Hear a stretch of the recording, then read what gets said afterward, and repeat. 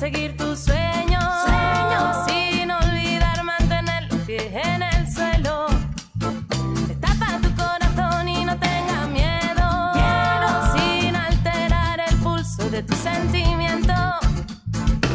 No jures para siempre, siempre es mucho tiempo que lo grande se encuentra en lo más pequeño. Besarnos, querernos, tocarnos, llamarnos, lijar los errores, saber perdonarnos, dar sin esperar y sentirnos queridos. Son los mandamientos para sentirnos vivos.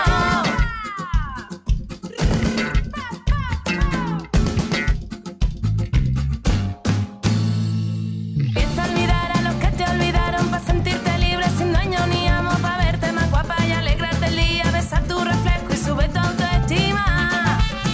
Sube tu autoestima.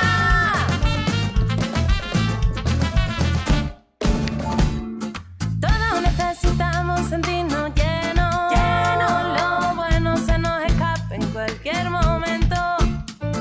Tienes que intentar luchar por seguir tus sueños, sin olvidar mantener los pies en el suelo. Destapa tu corazón y no tengas miedo, sin alterar el pulso de tus sentimientos. No jures para siempre, siempre es mucho tiempo que lo grande se encuentra en lo más pequeño. Dilata tu alma, las penas te crecen, ríe al caer, que de todo se aprende. Hazte con un mapa y búscate a ti misma, porque la batalla no está perdida.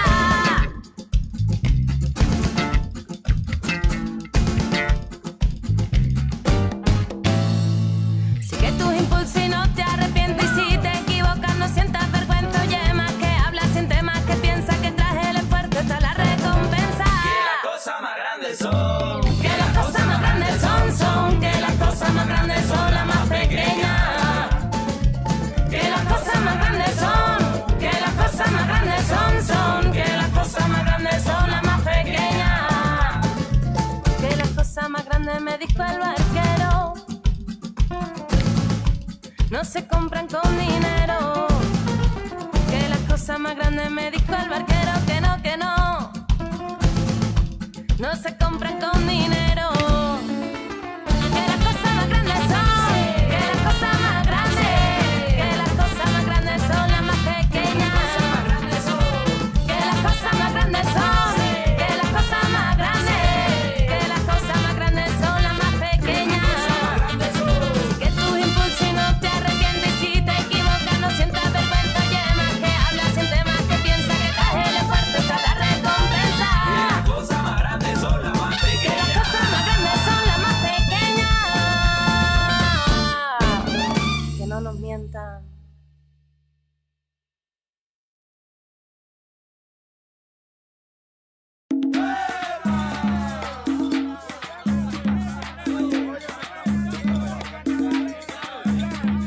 Barranquilla tiene un swing que empieza la rumba y no tiene fin.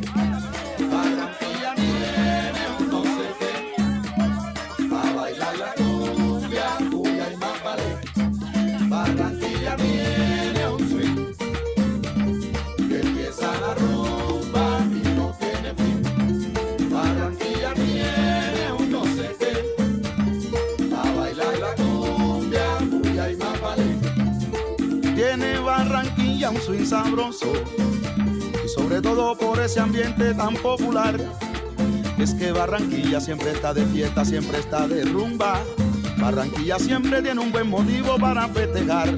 Tremendo swing, Barranquilla tiene un swing, pero tremendo swing, que empieza la rumba y no tiene fin. Barranquilla tiene un no sé qué, pa' bailar la cumbia, cuya y más vale. Y sus mujeres en descaderado se ven tan divinas, moviendo la cola al compás de una cumbia que fascina. Es que Barranquilla es una ciudad tan maravillosa, que todo el mundo quiere gozar aquí en la Arenosa. Oye que sí, Barranquilla tiene un swing, por eso yo me quedo en Barranquilla. La rumba y no tiene fin. Barranquilla tiene un no sé qué, a bailar la cumbia, cuya y más vale. Y cuando empieza el carnaval, se prende la Arenosa cosa, se oye el rumor de un pregonar. Quien lo vive, quien lo goza. Y si el Junior mete un gol hay un arrebato. Se prende Barranquilla con todos sus barrios en el 84. ¡Vaya qué rico! Barranquilla tiene un swing.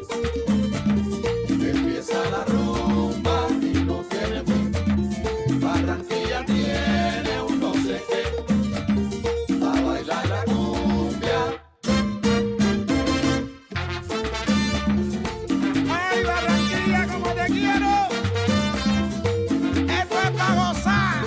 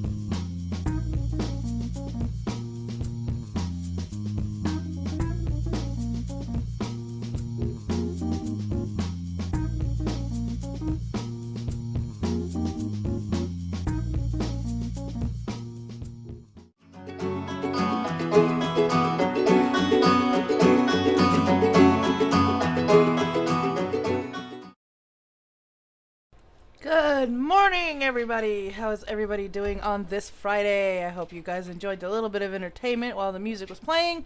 It's Friday, so it's salsa and samba on the music selection because I do feel good news stories on Friday to round out all the really bad news and all the stuff that's been going on during the week that tends to make people either angry, brings them down, or makes them very worried. So let's see who I am saying good morning or good afternoon to today. It's a good afternoon to a Puffet. It's a good morning to a Magnus. It's a good afternoon to a Mariel Bell. A good morning to a Stargazer. A good morning to a Miss T and a Tim Gersh.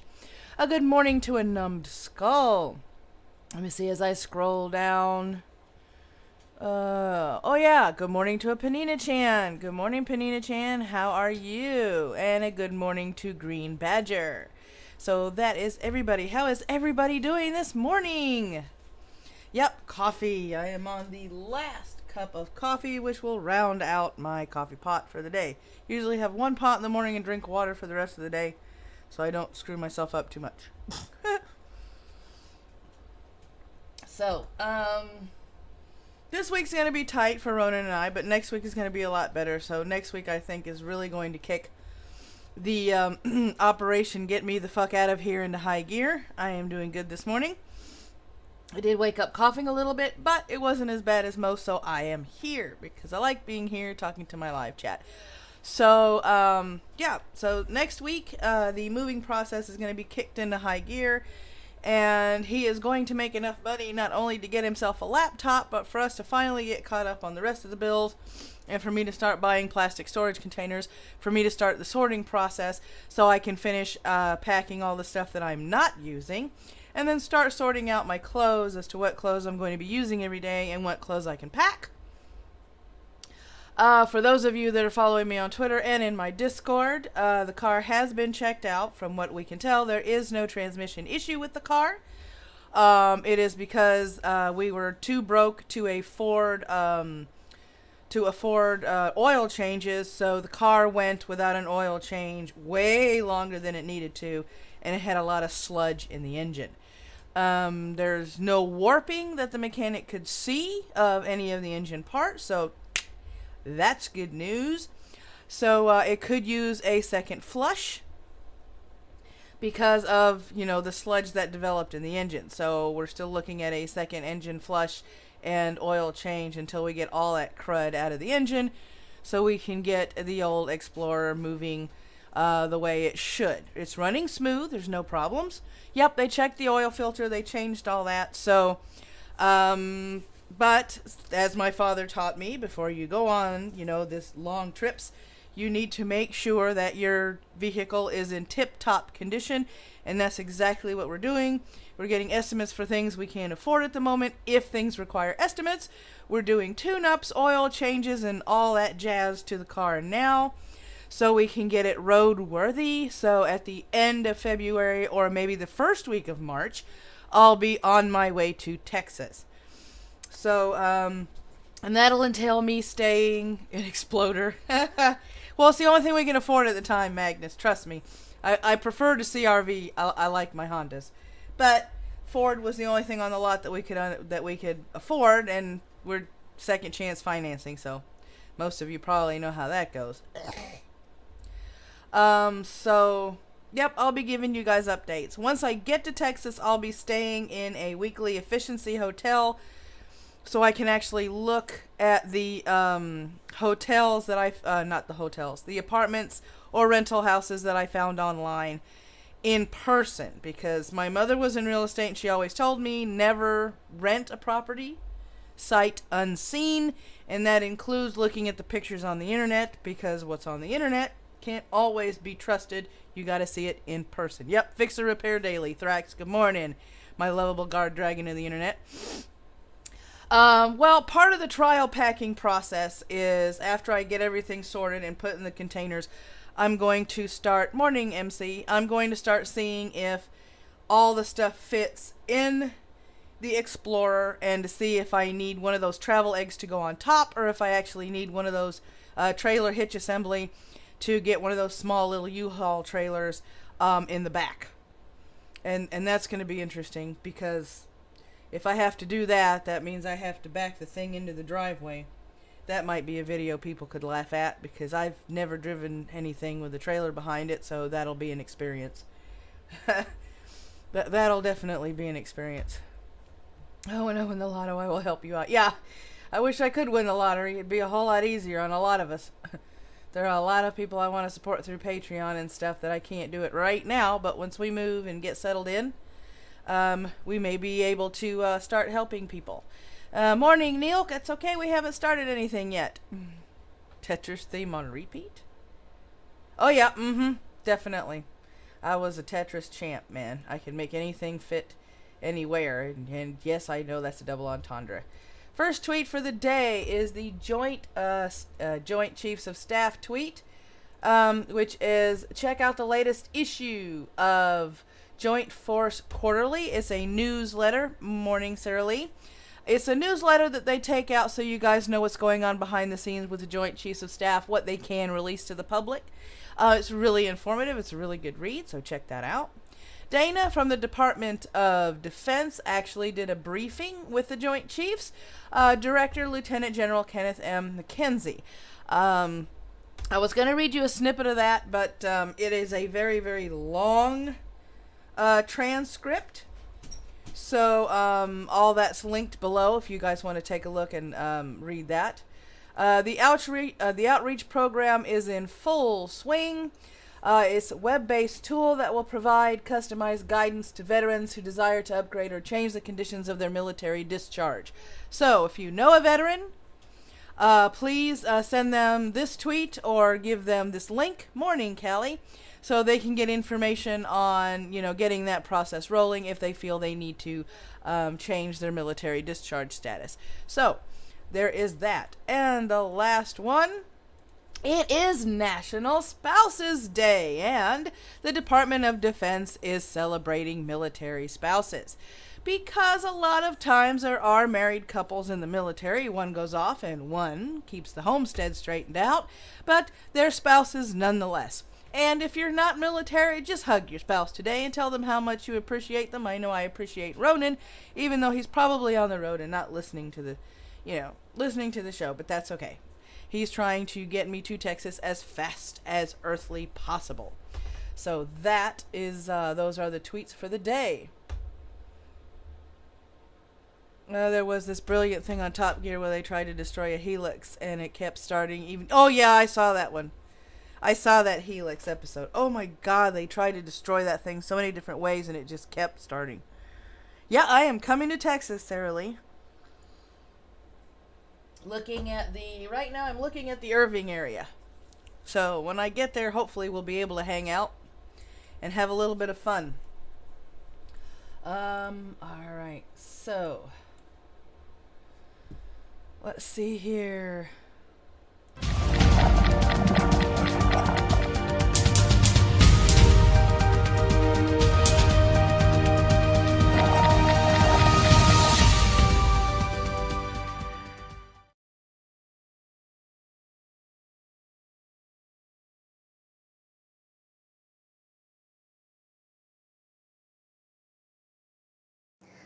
This is a quick look at what's making weather headlines across the country on this Friday. Dry conditions continue across much of the eastern U.S. as that part of the nation is under the influence of high pressure.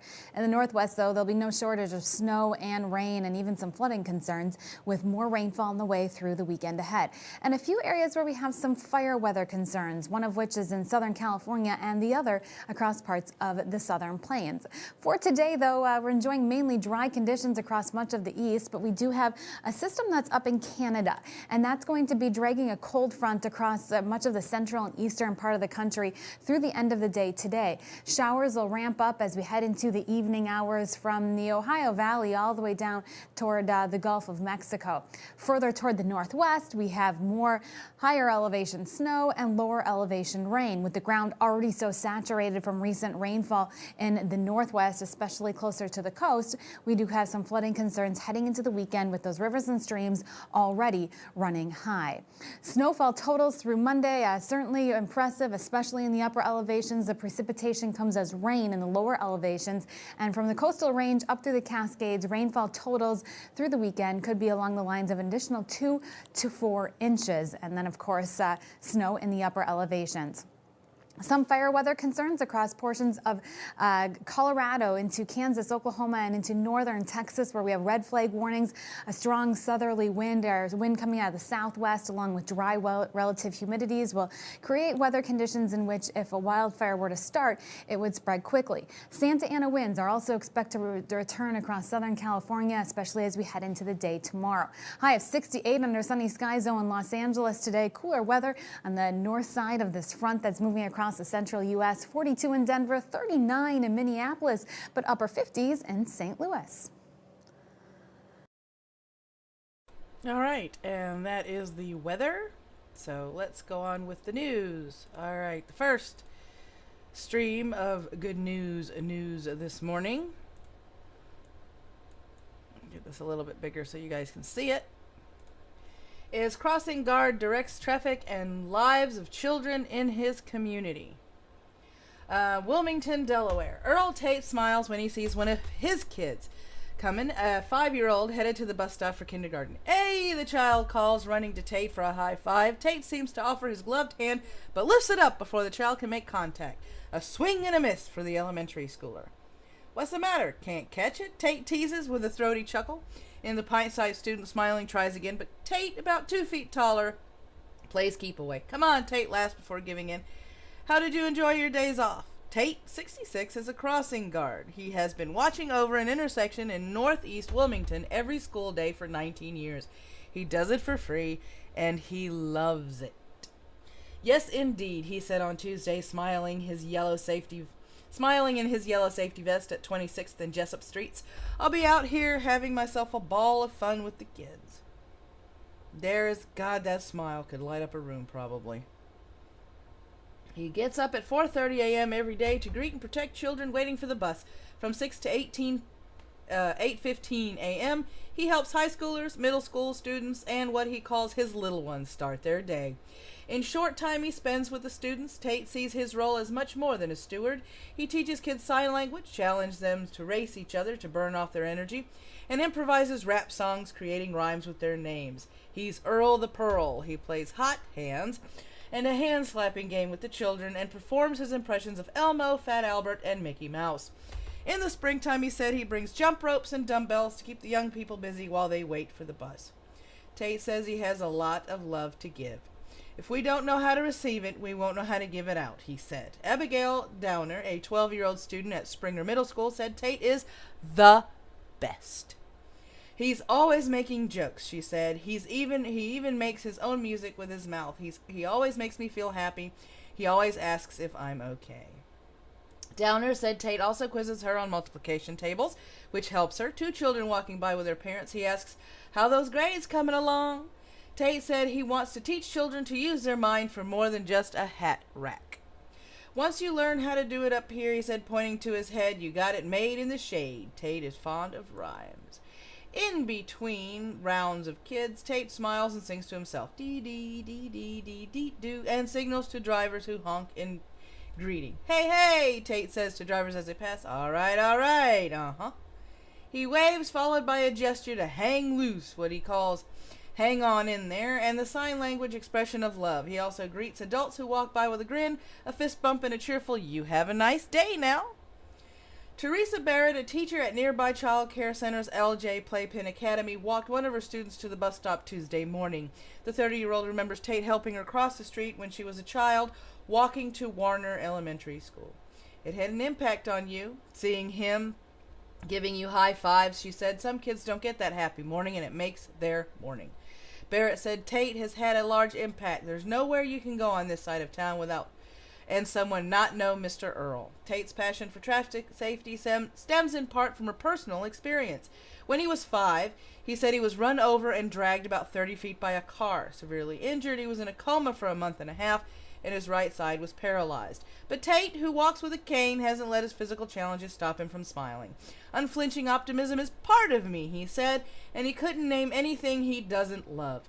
He who thinketh negatively has defeated himself even before he begun, he said, quoting a poem he wrote. But he who thinketh positively with knowledge and understanding can claim the victory. That's me. I learned how to be positive. So there's a little snippet on a crossing guard. I thought it was pretty cool that, he interacts with the kids, gets them a little, gets all that excess energy, or tries to get all the excess energy out before they get on the bus to go to school. But I don't know where kids find these energy reserves, but they always seem to find them. Sarah Lee, it's a shame that in our era we assume if something is bad is going on when someone shows kindness to children. I know. But people can be really kind. I once met a guy visiting daycare as Santa, and he took a minute to FaceTime my nephew with me. What a great dude. Oh, that is cool. That is totally cool. All right, so story number 2.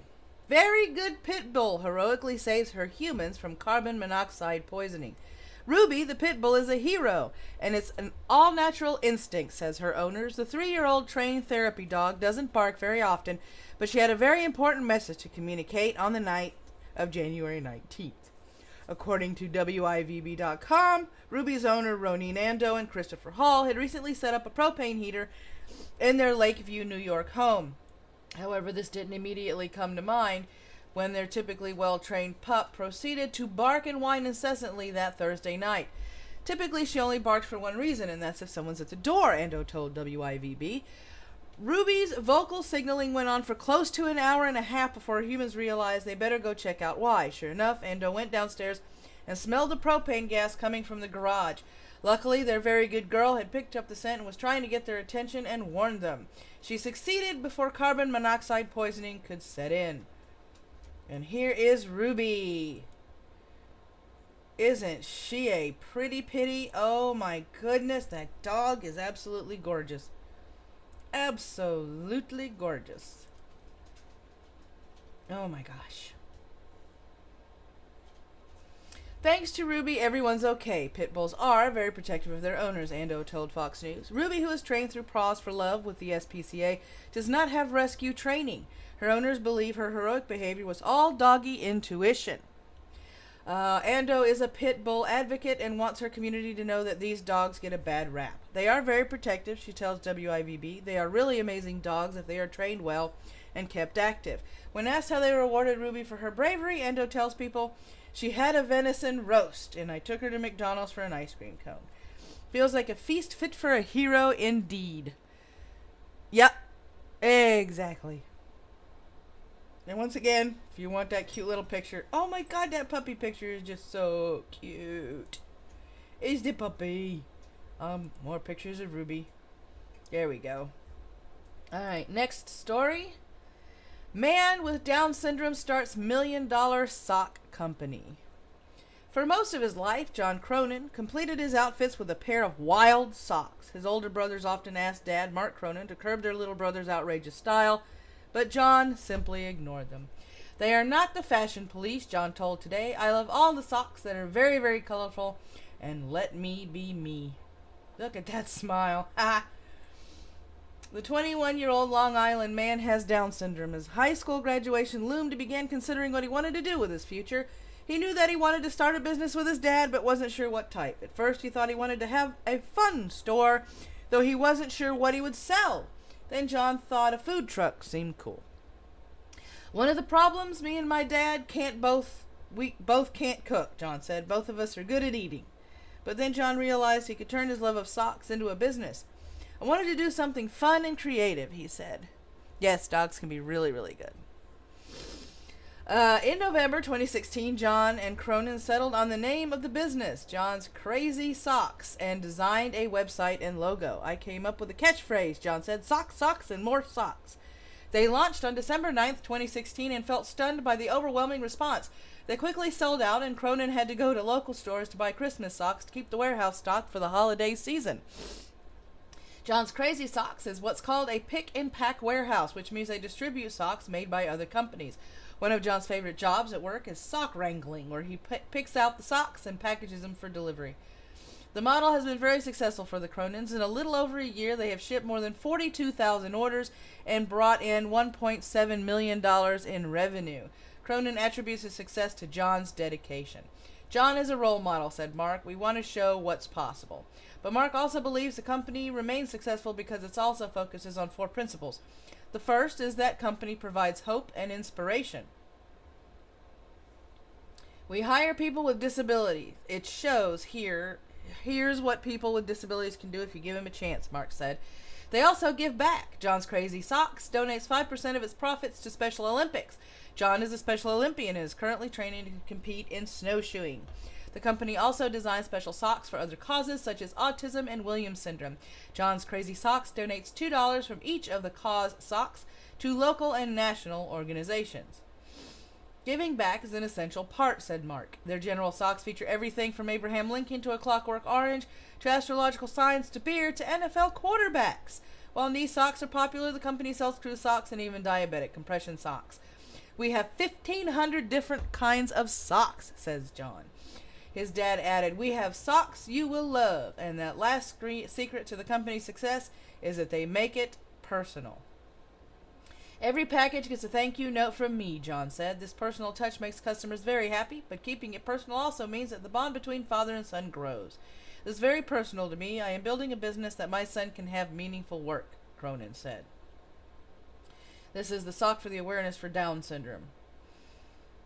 Working for the company also helps John learn. When they first started, Cronin asked John to deliver a pair of socks to a local customer, something he still enjoys doing. That means John had to discover how to knock on the door and talk to a stranger. He even had to grapple with dogs. He said he still freezes when he hears barking. One of the things that has been wonderful is the learning experience, Mark said. John agrees, but he also likes that he's an example for others. It's possible, John said. I have Down syndrome, and it never holds me back. Yes, it's an impressive hoard of socks indeed, Sarah Lee. Yep, most definitely. Alright, the last story. Doctor walks a mile in the snow to get to his patients in Atlanta Children's Hospital. A dedicated doctor was not about to let snowy conditions stop him as he walked a mile to get to his patients at a local hospital last week. Dr. Dean McKenzie, the chief of cardiothoracic surgery at Children's Hospital of Atlanta, made the trek after roads in the area were inundated with snow and ice. When I heard that he walked, I immediately was like, of course he did, said Laura Beckwith, whose son is one of Dr. McKenzie's patients. It exemplifies the type of person he is. Yes, that dad absolutely rocks.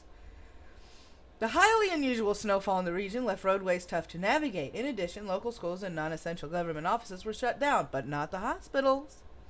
Beckwith's son, Madden, has a congenital heart disease, and Dr. McKenzie performed open-heart surgery on him in December. Beckwith said she met the doctor at 28 weeks, and something about him made her choose him as their physician. Something about his presence made us trust him with our son's life, Beckwith said. Beckwith posted a photo of Madden and Dr. McKenzie after hearing about his journey to work. When everyone else is calling out, he walked to work. It spoke volumes about his character, Beckwith said. And there's this, oh my goodness, look at that chubby baby.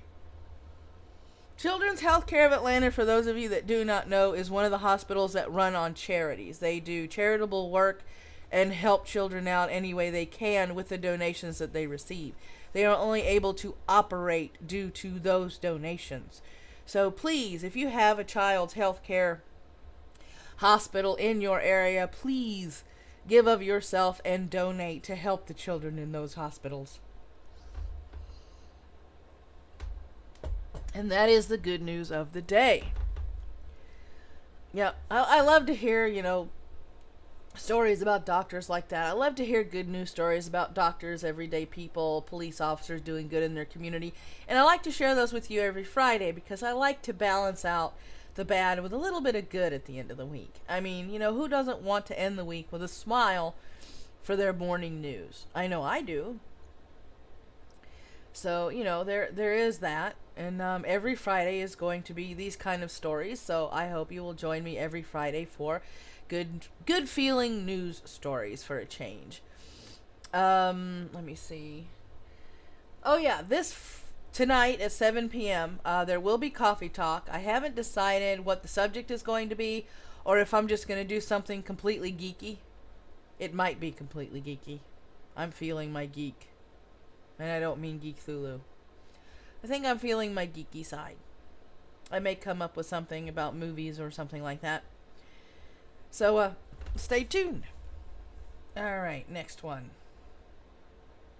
Numbskull. You can say every Friday is Good Friday. Your mother was a hamster, and your father smelt of elderberries. And the first recommended video of the day is Celestial Parsnips. Taylor Swift is literally Hitler. Let me see if I can play a little bit of it for you.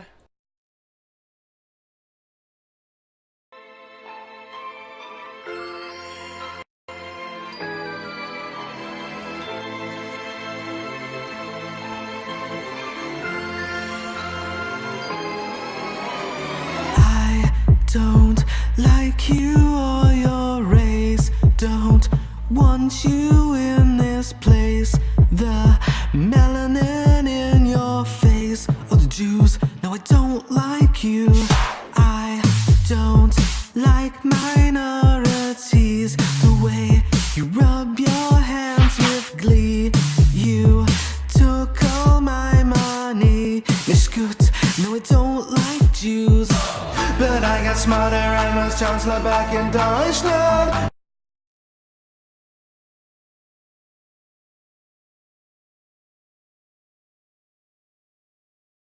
Yep, it is. He's shit posting Hitler. I love Celestial Parsnips channel. All of his parodies and shit postings are absolutely freaking hilarious. Next one, Becoming Magog documentary. He admits that this is a year-old version, but it does go into a comedic view as to how he got started with Magog. And it shows him putting on his makeup. And he even gives a tour of his living room, which is where he tapes all of his shows. So please check that out. His girlfriend had to convince him. Madwayne Ayaron. What is feminism and maybe what it is not? He has figured out how to animate his particular figure that stands on the right in every one of his response videos. It is another response video to feminism, but this one is rather interesting because for those of you who don't know the blonde that he is responding to, she is trying to find the definition of feminism, and we all know that there are several and they are all conflicting with one another. So this makes it a very interesting video to watch. Alright, and last but not least, Tamimi.